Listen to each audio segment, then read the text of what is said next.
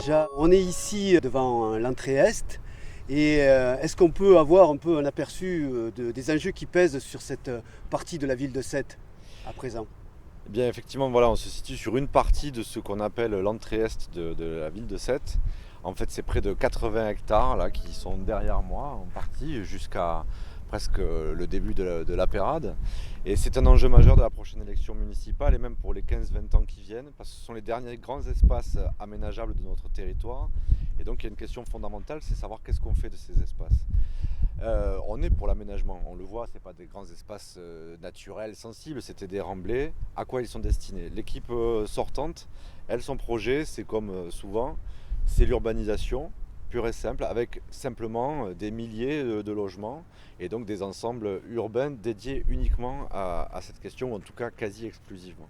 Nous, on pense qu'une vraie vision d'avenir pour le territoire, c'est quelque chose de beaucoup plus équilibré et notamment qui met l'accent sur le développement économique, parce qu'on pense que cette réserve foncière, il faut la dédier à la création d'emplois et la création d'emplois pérennes. L'emploi du futur, on pense qu'ici, en plus avec l'écosystème qu'on a, la mer, les temps, bref, tout ce que sont les atouts de la ville de Sète et du bassin de Thau, on peut orienter la création d'emplois vers la transition écologique, la transition énergétique, l'économie bleue, les métiers aussi, les métiers d'art peut-être, bref, essayer de créer des synergies avec ce que sont les forces de Sète. Pour ça aussi, c'est l'idée de créer sur ces espaces un pôle de formation professionnelle et universitaire. On n'est qu'à un quart d'heure en train de Montpellier, donc là aussi il y a des synergies nouvelles à créer pour se tourner vers l'avenir autrement que simplement par un simple projet d'urbanisation.